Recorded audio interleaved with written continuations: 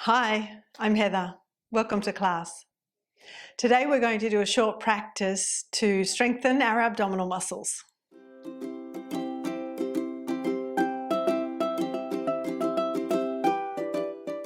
Before we begin, if you find this video helpful, be sure to like and subscribe. Hit the bell so you're notified when a new video is available. We're going to start in Supta Padangusthasana, the reclined big toe pose, and we'll be making use of a belt. Depending on the length of your belt as to whether you can manage with using just one, but if you have a short-ish belt, you may need to consider putting two belts together. If you've got a reasonably long belt, make the loop quite large, and when we lie on our back, we're going to bring the belt around the lower shoulder blades. Now you'll note we've got this tail of the belt. I want the tail facing back to me. So if I scoot that around, so now the tail of the belt is facing me and I can easily adjust it that way. Again, have it around the lower shoulder blades so it comes into the armpit area. Then lie on your back and place your heel, right heel, into the belt and see if you can straighten your leg. It depends on the length of your hamstrings as to whether you will be able to straighten the leg with the hip significantly flexed, or maybe you need to loosen your belt so you've got a little bit of leeway, and that's where the length of the belt really comes in. And of course, if you need to tighten the belt, just pull down on the tail, bring the leg in closer to you. But watch the belt doesn't come down into your lower ribs. That's going to contribute to the lumbar lordosis that we don't want. So take it up high, around the lower shoulder blades into that armpit chest area. And then catch the outer edges of the mat with your hands. Slide the left heel away from you. Press the shoulder tips down and work the head of the right thigh away from the chest. Lengthening the hamstrings in this manner is preparing us for Paripurna Navasana, the full boat pose, which we'll be coming to shortly. Do your best to straighten the knee. Head of the right thigh away from the chest, open the back of the knee and push your heel up into the belt, and feel then that the pressure of the belt on the heel is helping to engage the femur bone into the pelvis. Now notice the proximity between your lower back ribs and the floor. Keep the lower back ribs broad and take your arms up and overhead. Still maintain the belt around the lower shoulder blade area. Arms up and overhead, back of the hands on the floor, palms facing the ceiling. Both the arms are straight, both the legs are straight. So remember, if your hamstrings are tight, give yourself leeway on the strap so that your leg doesn't come so far over the body.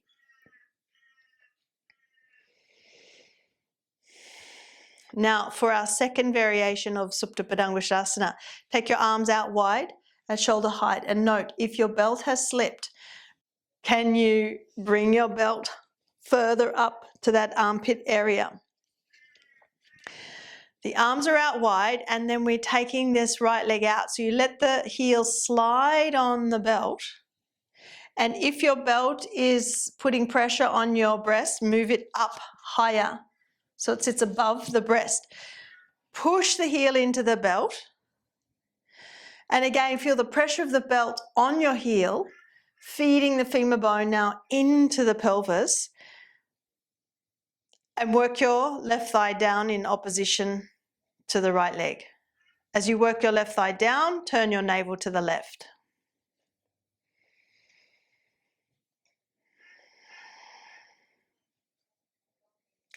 Inhale, raise the leg back up, and let's bend the right knee, bend the left knee too. Place both feet on the floor for a moment, have a rest, and we will then swap sides. As you're ready, again, make sure your belt's in that armpit chest area, right up into the armpits. Place your left heel into the belt. Push up into the belt to straighten your knee. Open the back of the knee.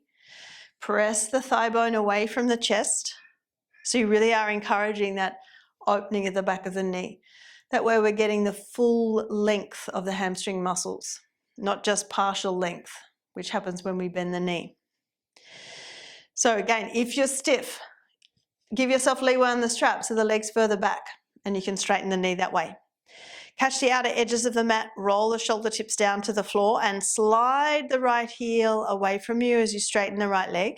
Press the right thigh down and internally rotate the right thigh. Keep the throat passive, jaw passive. And notice your breath. Keep breathing smoothly. Now, before we take the arms overhead, notice the proximity between your lower back ribs and the floor. Keep the lower back ribs broad to the floor. Take your arms up and overhead, and ideally your belt doesn't slide down your back to your lower ribs. Lower ribs broad towards the floor. However, as the right thigh presses down, the pubis is moving in the direction of the right foot. The head of the left thigh is pressing away from the chest, and the chest is lengthening away from the thigh. Smooth, steady breathing, facial muscles relaxed.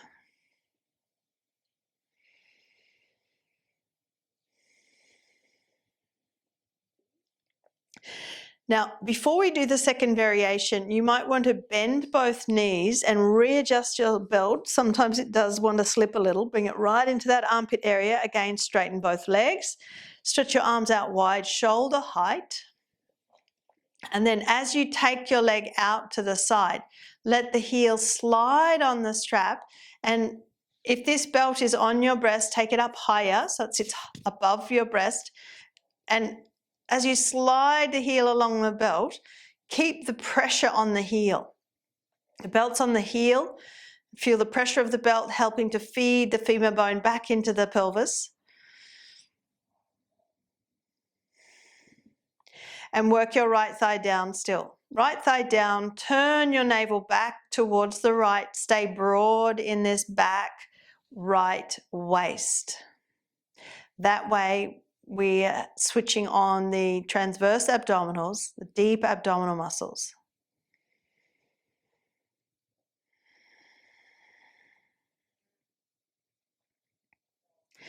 Inhale, raise the leg all the way up. And let's bend both knees, remove the belt and have a rest for a moment. Let the knees fall against each other. Take your feet as wide as the mat. Relax your legs.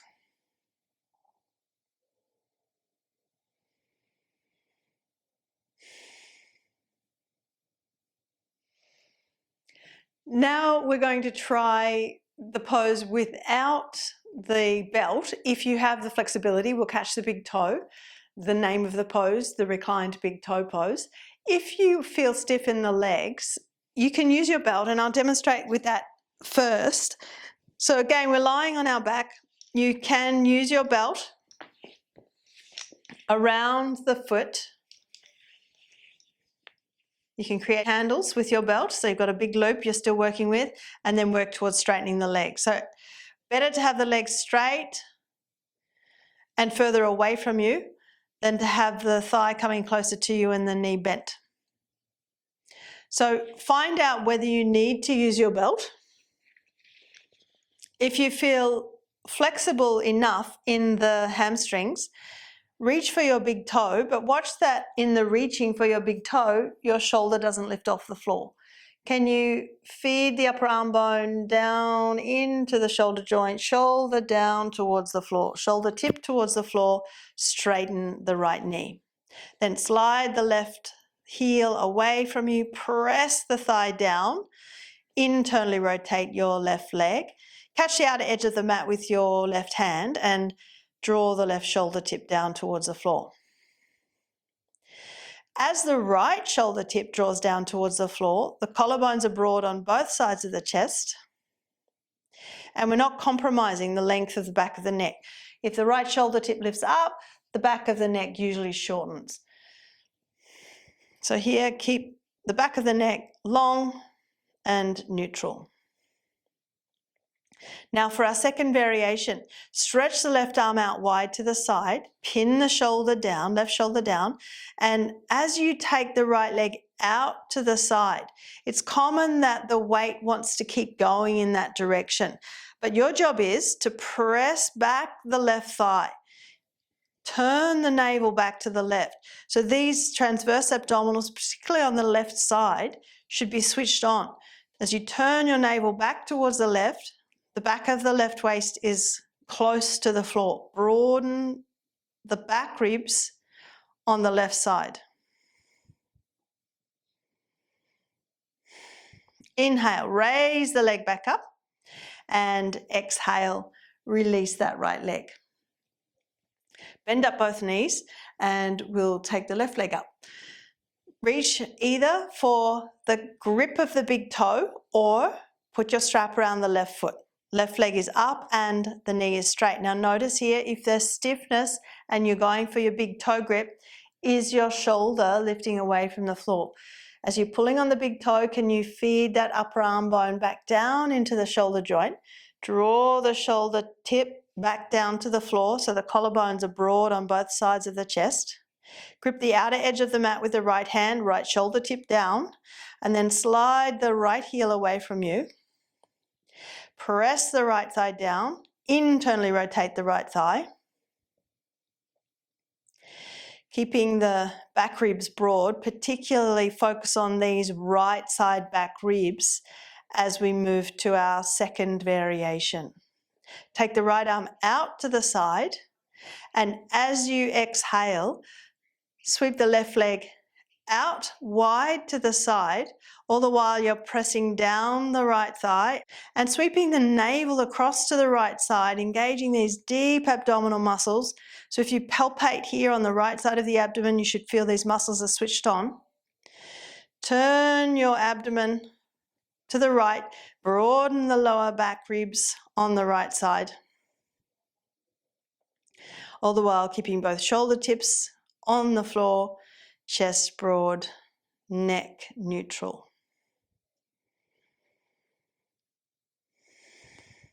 Inhale, raise the leg back up, and exhale, bend both knees for a moment, have a rest, take your feet as wide as the mat, roll the knees in against each other and relax there.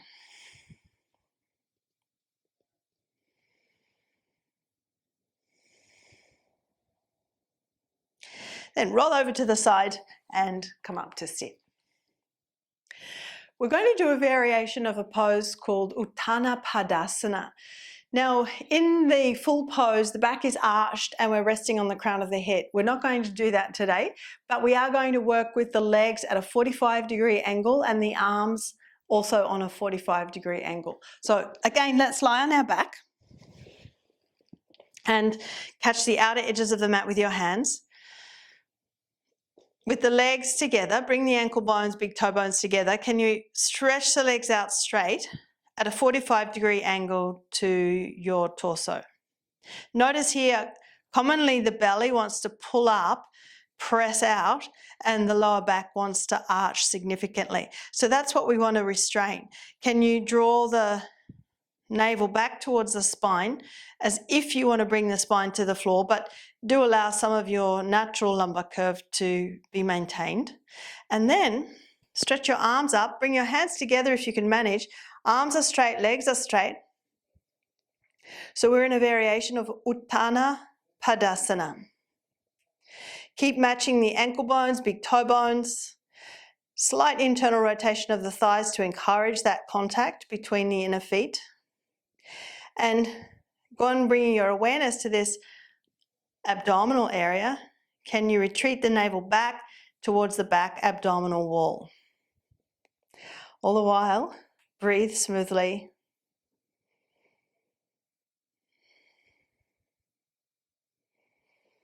and keep the facial muscles quiet. Let's release the arms, release the legs, rest your feet on the floor as wide as the mat, roll the knees in against each other and relax.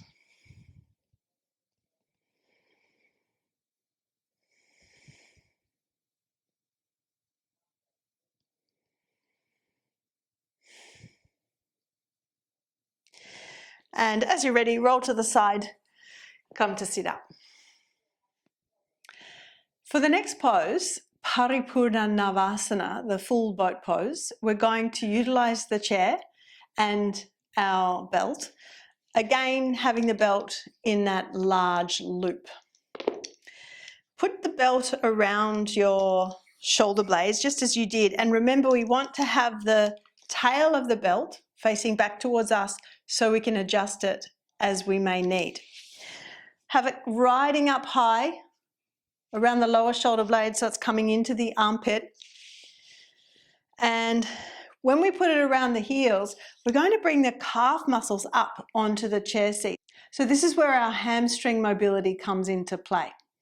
If you really do feel tight in the hamstrings, and as soon as you straighten the legs, your body pulls away from the legs, then for this variation, it may be worth playing with knees bent and working towards straightening. But bring the mid-calf onto the front of the seat, put your belt around the heel, and then we'll bring that second leg in.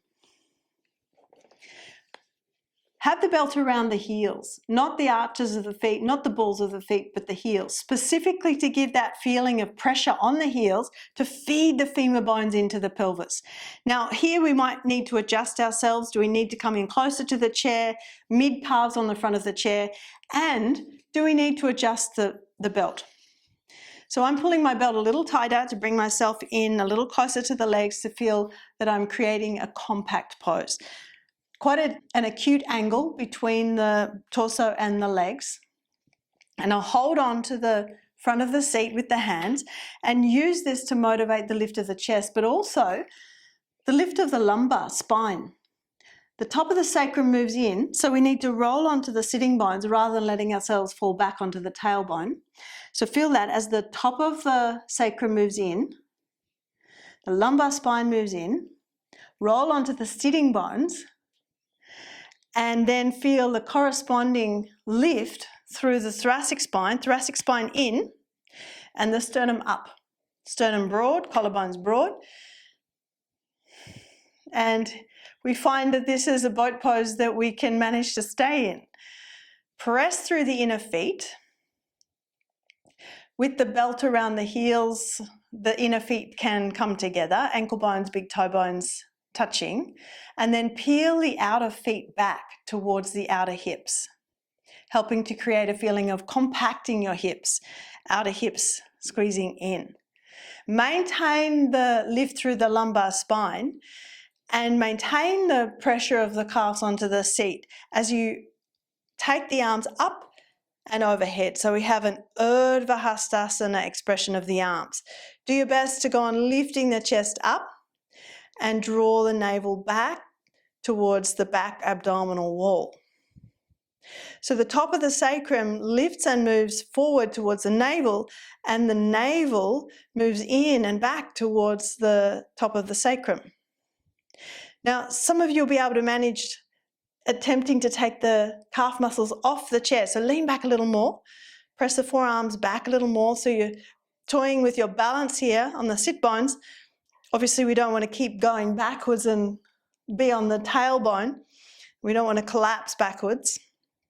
So do your best to teeter your weight on the sit bones, slight internal rotation of the thighs so you keep those inner feet in contact. And all the while we're intending to create a diagonal line from the hips through the shoulders to the fingertips. Maintain that diagonal line and the lift of the chest as you now bring the arms back into your expression of boat pose, the arms parallel to the floor, and go on drawing the navel in, front abdomen to the back abdominal wall. Get steady here. Watch that you're not thrusting your head forward. Can you draw your ears back?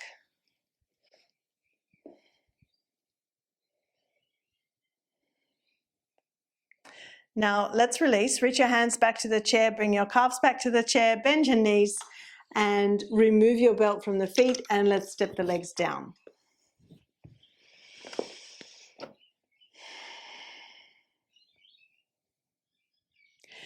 We're going to work with the half boat pose now, Ardha Navasana. Stretch your legs forward. So sitting in Dandasana, inner feet in contact. Now here we want to curl the tailbone under. Let the lower back start to draw back and down towards the floor. Keep the inner legs together. Let's use our hands initially. So we've got our hands on the floor for support, and as you keep the inner legs together, can you float the legs up off the floor? So you're using your hands, the hands are on the floor, and allow the front body to shorten somewhat. Draw the navel back towards the back abdominal wall and go on matching the inner feet. Ankle bones, big toe bones in contact. Big toes come to the level of your eyes. The lift of the legs is about 30 degrees. Let's come to sit back up. We're back in Dandasana. So if that's challenging for you, perhaps you stay with the hands on the floor. But if you feel you can go further, fingers interlock behind the head, elbows forward, and again, curl your tailbone towards your heels, internally rotate your thighs as you float the legs up off the floor, 30-degree angle lift of the legs, and you're resting on the sacrum, back of the pelvis, trying not to drop onto the lumbar spine. Then let's come to sit up, back in Dandasana. Once more, interlock the opposite index finger on top. If you need to use the hands on the floor behind you, that's fine. Do that. Elbows forward, curl your tailbone towards your heels, internally rotate your thighs, float the legs up, find your balance on the back of the pelvis. Match the inner feet, ankle bones, big toe bones in contact. Peel the outer feet back towards the outer hips. And then make your way back up to sitting.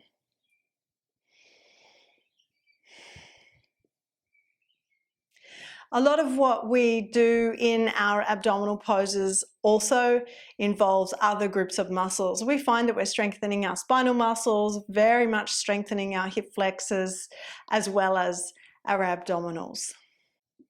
That's it for today. Thanks for joining me. For more in-depth teaching, check out the video library on my website, heatherkitchenyoga.com.au. The link is in the description box below.